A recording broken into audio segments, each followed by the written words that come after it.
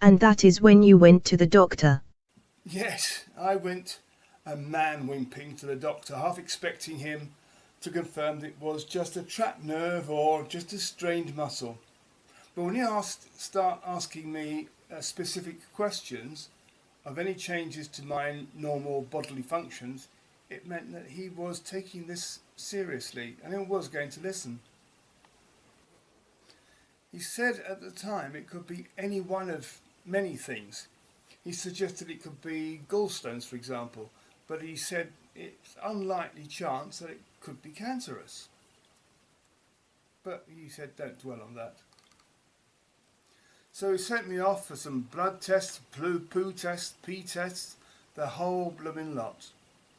And thank goodness he did, actually. I was really quite pleased that he was on the ball. And then what happened? I've had so many calls and appointments and all sorts of things, but I was informed that I was diabetic all of a sudden, and markedly so. And that came as a total surprise. I went to visit the diabetes nurse and she'd gone sick, so I had to rearrange that meeting. When I did meet up with the nurse, it wasn't the diabetes nurse, but she went through the whole routine of checking my feet, prodding my feet, and asking me questions about my eyes and what have you, and passed me as fit. But later on, I did actually go and see the diabetic nurse, and she gave me the insulin packs and all the thing where you prick yourself and test your blood level. And strangely enough, I was under the magical 10 millimoles per litre. Miraculously, my blood sugar level went down to normal levels. Around about 7 it was.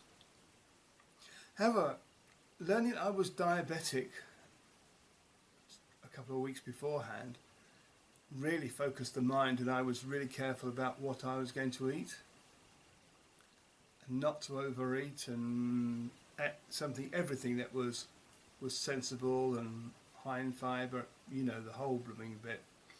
So that must have had a great impact on my sugar levels.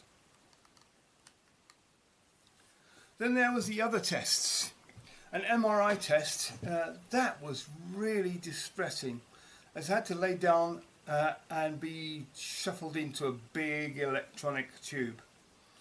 And I was in so much pain, I couldn't lay down at all, you see. So they pulled me out and they put cushions around me, and somehow or other I managed to stay still enough for them to actually complete the MRA. And then came the colonoscopy. Oh my Lord. If there's anything that is torturous, that was. I mean, on the 1 to 10 scale, the pain level was 16. And I'm sure my screams could have been heard all the way down the corridor. It was so painful.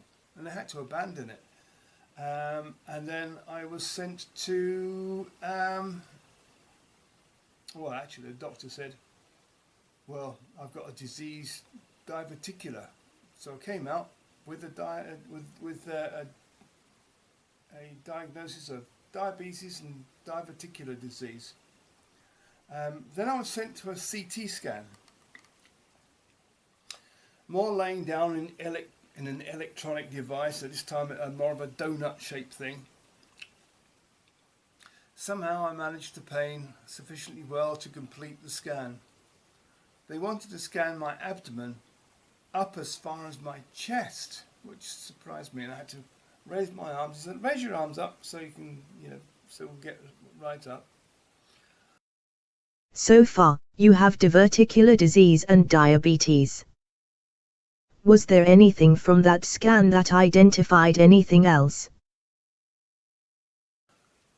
That was followed by an appointment with urology on the 16th of June. Now, the old prostate might be at fault here, and I think they were just double checking. And why not? Everything else was showing signs of breaking down or wear and tear. The specialist, Mr. Hills, felt satisfied that my prostate was not something to be concerned about, but my scan showed something of an anomalous nature. It indicated that there was a lump on my pancreas.